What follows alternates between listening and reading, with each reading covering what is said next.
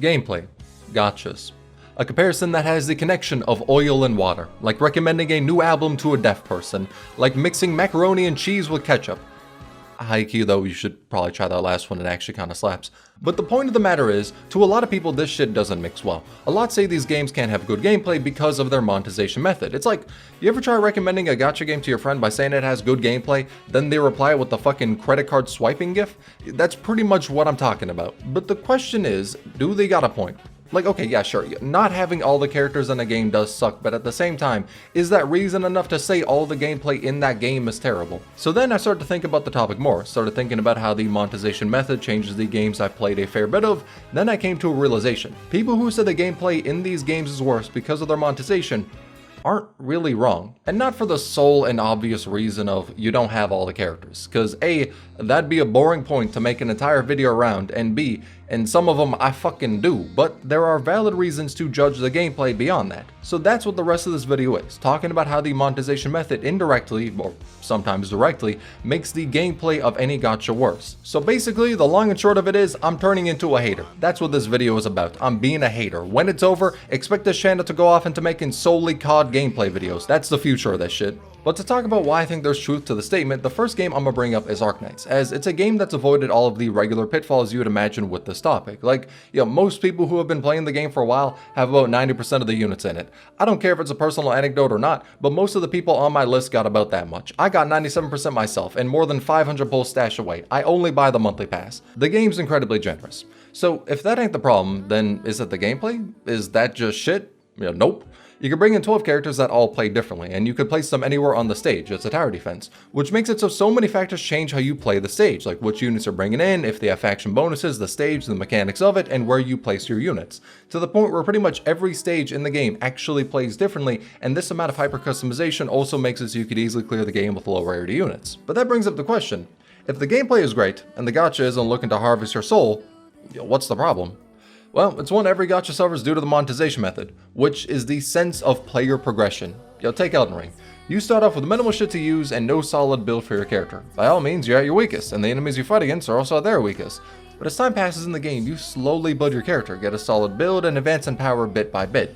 This progression is so intimately tied to your experience and how much you've explored of the world to where you're never at risk of being too strong and making the game boring. Unless you grind or know where to get items you need to really make yourself overpowered, but for your first playthrough, character progression and what the game expects of you at any given moment are intimately tied. Then take a gacha game. In most of them, this shit doesn't really exist. Like Arknights. Now, I remember exactly the first E2 I had in the game, basically the final tier power a character can reach. My first E2 was Exia, and the time when I E2'd her was the Twilight of Olamon event. At that time in the game, Exia was considered a fairly strong unit, not as much as a win condition as Silver Ash, but she could put in a lot of work. In those event stages, she really propped up the run, didn't outright carry me, but shit would have been so much harder without her at E2. Now take an account made in 2025. Let's say you played when Walter was released and you rolled for her because everyone said she was the strongest character in the game. Then she's your first C2. Then you play the Twilight of Olamon event because you could replay all old events. She pretty much solos it. Not like Exia where it helped. Nah, she solos that shit. She walks in, pops her skill, drops 6 tactical fucking nukes, and bitches the stage. Like when Twilight of Olamon dropped, you had to use the gramophones to kill the boss that was tanky as shit. Now you just got a sadistic nuclear launcher with a switch that'll kill her in, 5 hits. And it ain't just her. A lot of the newer units also annihilate old stages, because those older ones were made when the most insane thing we had in the game was Silver Ash. Now we have Silver Ash on a cocktail of PEDs. The stage difficulty was made with player progression and the units of that time in mind. It was a good balance of difficulty. Then power creep happened. Now a lot of the older shit is a cakewalk. And the unfortunate part is, power creep is pretty much impossible to not have in a gacha game. Though I've already talked about why, so I don't want to dive too much into it. Long and short is that power creep happens naturally from character kits becoming more interesting or specialized as time moves on. This shit happens in any game. Or it's forced to happen because the devs want you to spend more money, so they made a motherfucker with insane numbers. But the fact is, your progression in a gacha game is going to be fucking wonky. If you're a new player, newer events are going to whoop your ass, and then when you take your shiny new toys into an old event, it's going to be boring as shit. Player progression isn't tied to what the game expects of you, it's tied to what state the meta of the game is in. Hell, another example from Arknights, Patriot. He used to be the hardest boss in the game, had defense and resistance stats that made him near impossible to kill. You had to use the stage mechanics of mines in a very specialized team, or Amia, story reasons, to take him down. In Big 2025, he's used as montage fodder for new characters. Literally, people solo him. Hell, some characters solo the entire stage. Patriot and enemies included. The perspective of someone who fought Patriot when he dropped versus nowadays is night and day. I used to fear Patriot. Now when I look at him getting clipped, bro, it's like I just watched someone kick a puppy. I just feel fucking bad for him. I deadass had to use a support unit back then to beat him. Now I'm confident I could do it with 3 characters, which is really just an arbitrary number because I know it's possible with 1. I just don't have his module. Also, another example, so I show it ain't just an Arknights thing, but instead something all gachas face, FGO. So many old mechanics in the game can be skipped by having Castoria. For those that don't know, her Noble Phantasm, think Ultimate, makes it so you don't take damage the next however much overcharge you had. Attacks don't fucking work on you. And if you build the right team with her, you're literally immortal. Then you look at stages before she existed and all of these big strong moves the bosses can launch out do nothing. Because a lot of them have Ignore and Vulnerability, so they can hit you even if you're invulnerable, but Castoria exists beyond that. Ignore and Vulnerability doesn't fucking work against her, unless you're only using her 3rd skill, which gives you basic invulnerability. The only thing that stops her Noble Phantasm is buff removal. That's it. But the difference between having her or not is gigantic. Not enough to really be fucked without her, but it's pretty much 2 different games if you're not using her. And guess what? Anyone can use her. The game has a support system to where any player can use her if the stage doesn't force that support slot to be used for a story character. But if it's open, and you got her, the stage is way easier than how it was when it was first released. And player progression getting hurt by newer units doesn't just exist for old content either. For example, roguelites. Going back to Arknights, my run will be considerably different if I start with a meta unit or not. And to be 100, if I'm doing the higher difficulty stages, it gets to a point where you need to start with those overpowered units. Now, all in all, not that big a problem because of how generous the game is, so when you reach that point, you'll have units that can clear it. But if you're not at that point, and are a player wanting to try out the roguelikes, your experience will be much harder or much easier compared to who you got to start with. Then compare it to Night Rain, has 8 characters that all feel different to play, and every single run you do has, of course, randomness, but the difficulty of it is suited to what the game expects of you, not what you have to beat the game. The difficulty difference between the roguelike in any gacha game basically, and a regular roguelike is considerably different. In regular ones, it feels like I'm walking into an even playing field. In gachas, it feels like I'm choosing which level of bullshit I want to indulge in. Because how player progression is measured with the game in mind heavily changes if it's a gacha, and this is pretty much the case for all of them. But that's enough of that problem. The next one I want to bring up is found in Genshin Impact. Now, little side note when it comes to Genshin, I do want to make the distinction between gameplay and combat. Just combat would be how the game plays from battle to battle, right? But the gameplay is more the overall package, and that would include the team building as well. And the reason I make that distinction is because how I feel about the combat and how I feel about the team building is worlds apart. The team building and the reaction system is genuinely a masterpiece in game design. The gameplay is... yeah. The long and short of why I don't like the combat is actually a two-parter at this point. See, at first I wrote a fair bit of the Genshin segment based upon my thoughts of the game from when I last quit it. Then for gathering footage, I re-downloaded it and played the 2 new game modes in the Spiral Abyss.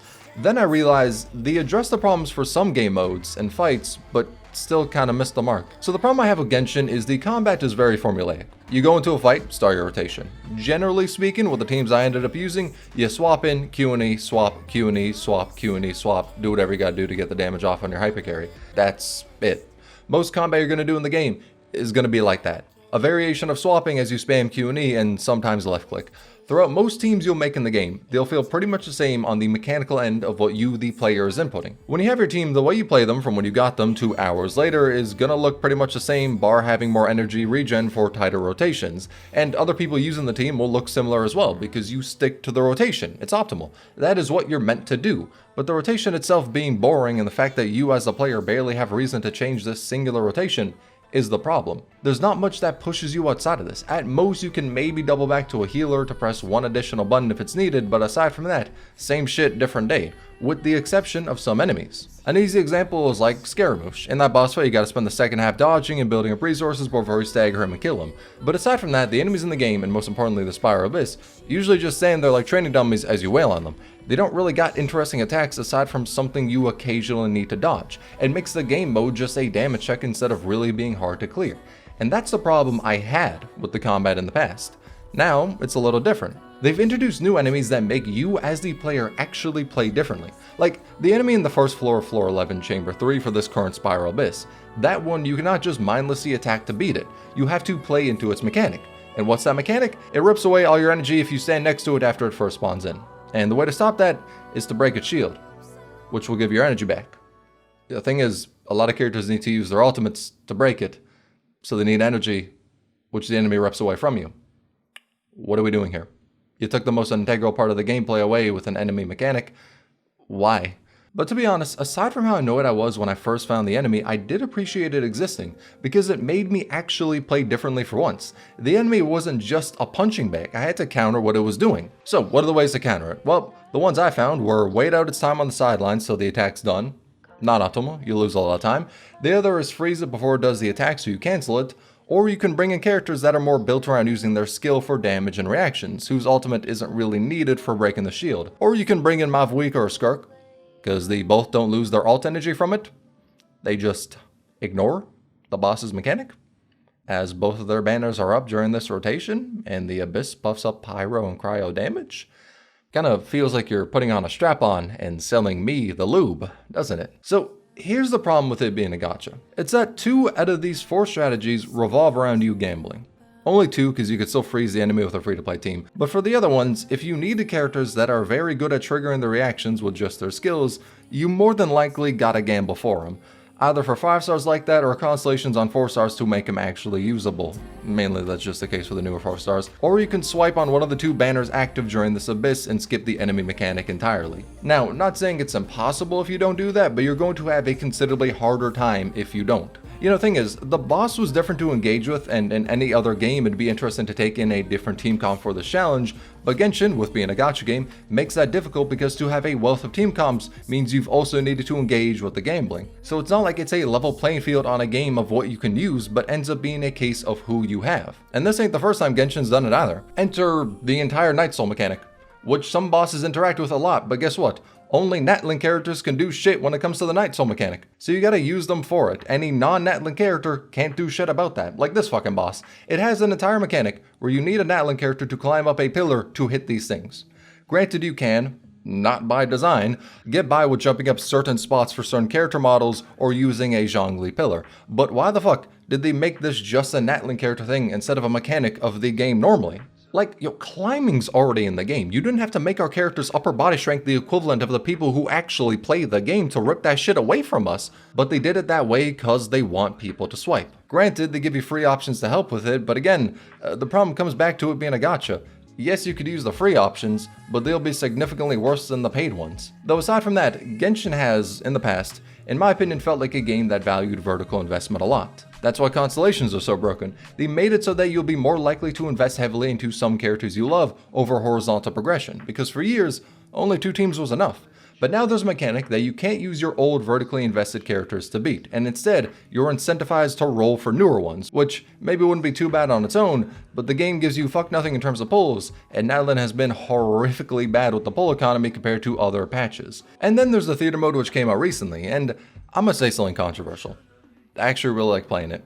I enjoyed it. It gave me whack-ass teams and I had to think about what was optimal to use for them instead of the same sequence I've done thousands of times. But the problem of the theater mode is that you need a horizontally invested account to really engage with it. They give you trial units, but they're kinda dog shit, not gonna lie. On normal difficulty, not a problem. The second you go higher, you're gonna want to start to gamble for units. And this problem ain't helped by the fact you could really only use characters of a specific element for that rotation. And yes, you do have friend units you could use, but that's only once per season, not run, season.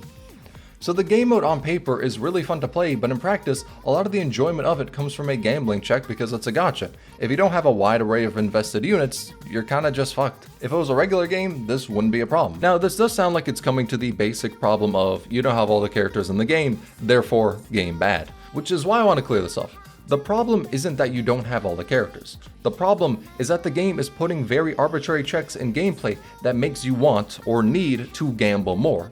Like having Natlin mechanics old units just can't do. Having the theater mode only let you bring in certain elements aside from all the characters you got. These are tactics to make you pay for more characters. They are making a problem and selling you the solution. If those Natlin mechanics could be done by any character, and if you could bring in your normal roster for the theater game mode, these things wouldn't inherently change. They'd remain the same, but Hoyo gets less money doing it that way. Now, to be clear, I'm not saying Genshin needs to become a paid-only game. God no. The fact you can get this much content in the game for the price of 0 is objectively amazing. Being a gacha helps make that a reality. But this video is about shortcomings in gameplay of gacha games, and Genshin has a lot of shortcomings because of it being a gacha.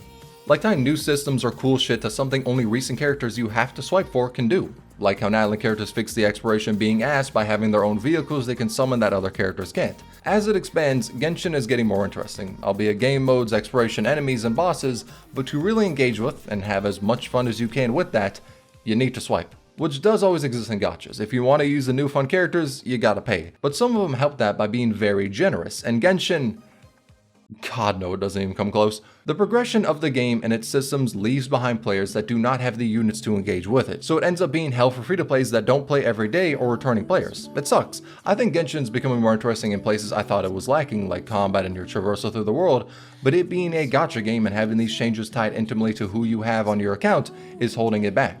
But shifting gears, let's instead talk about a game that's done the opposite of that.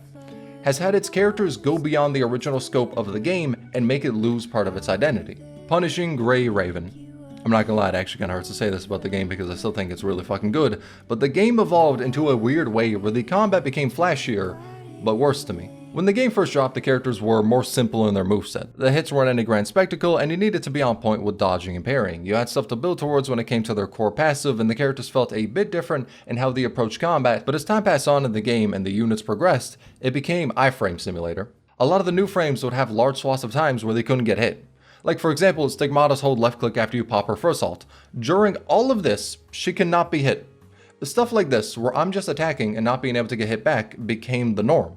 There used to be a point where dodging and parrying were big focuses of the game, but as time passed, I just ended up going into a fight, following the rotation, and not really worrying about what the fuck the enemy was doing during that because it's not like the jackass could hit me anyway. Some bosses circumvented this, like the parry ball, to where if you wanted to be optimal you needed to, well, parry the ball, but a lot of the ones for Phantom Paid Cage I just never interacted with and spammed out my invulnerability moves because that's what was optimal.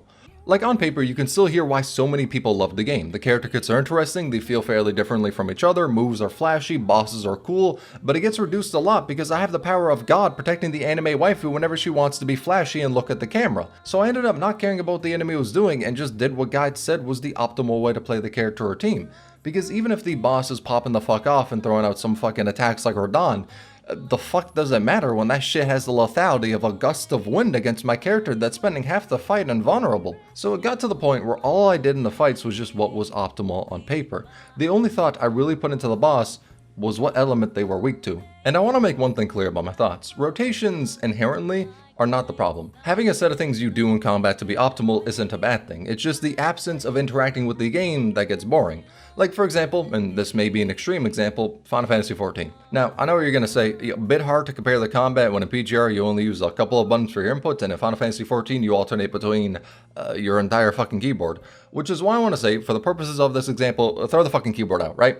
Just imagine when it comes to this game, you're controlling your rotation using a fucking automaton. Just imagine the buttons you gotta press in the game, or else boil it down to a simple 1, 2, 3. Even if that was done, the game wouldn't get boring because you still need to interact with the bosses. You still need to know what they're going to be doing in the fight. Even though what you're doing on your end is simple, paying attention to them is what shakes up the combat, especially considering how they all play differently. But if you get to ignore them and hit up a highlight reel on their dying body, it gets boring eventually. I'm not saying the enemies in PGR have to be mechanically complicated, I'm just saying the game has progressed from a point to where it doesn't feel like the enemy you fight matters, while in the past, you had to generally think about actually interacting with them. And the big worry is that since the characters you roll for have so far been incredibly flashy and spam out iframes, if the new ones you roll for don't do that, then they will be seen as worse. If they try to reduce it with newer characters, people are going to be mad that the new ones they've released are worse than the older characters, which PGR is unique with, because yes, that does mean people are asking for power creep, but the player base is fine with power creep because you can get every character in the game for free,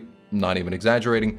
So hearing that is a little weird from the outside perspective, but it's the norm for PGR because new units have been consistently power creeping older ones. But each character going more over the top than the last brought us to the current point where bosses don't feel too interactive, which is where I gotta compliment Wuthering Waves because as of now, I feel like the game doesn't have that. What you aim to do with your characters is like PGR, the kits are interesting and the characters play differently. There's more to combat than just pressing a few buttons and swapping out.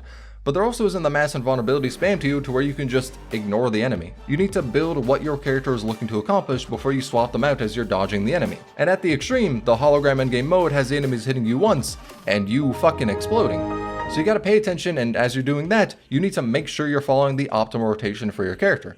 At its best, you're dodging what the boss is throwing at you, and in the windows of vulnerability, it has you building whatever resource you need to do on that character, like putting stacks of Frazzle on the boss with Phoebe, and you're not able to ignore the fight as you spend most of it unable to get hit. Now, that's not to say this system is perfect. After all, some fights and combat events aren't really challenging, so it can make the combat feel very samey when you're not getting pushed.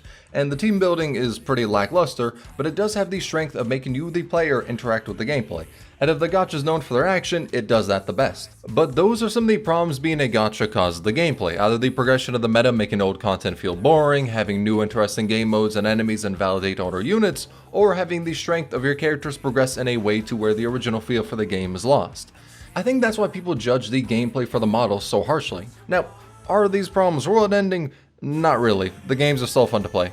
Genshin still brings in millions, PGR is still fucking raw as hell, Arknight still keeps the game incredibly fresh even with power creep. FGO, you play it for the story. But more importantly, if you enjoy these games, that's all that matters. Because at the end of the day, fixing some of these problems is complicated. Like, if you wanted to preserve old content, then you need to restrict what players can bring into it, which would piss people off. And in the case of PGR, I don't even know how the fuck you would fix that. Only way is to just not get into that position at all. A big thing is that to fix some of these problems, it requires the game to stop being a gacha, which would be considerably worse, as that monetization model enables these games to have large number of players able to enjoy it for free.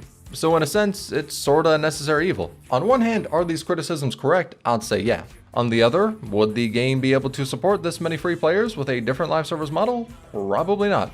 Like, I'm willing to bet 70% or so of the people who are going to watch this video are either free to play or don't really spend much in these games. And to fix some problems, adopting a model of game that would isolate 70% of people, like becoming subscription based or expansion based, is considerably fucking worse than dealing with the problems. So that's why I want to say some of them are avoidable, others were primarily done by greed, and some are inevitable. But it's part of the reason why gachas ain't known for their gameplay compared to other genres. Instead, they're known for the speedrun categories of how fast you can max out a credit card.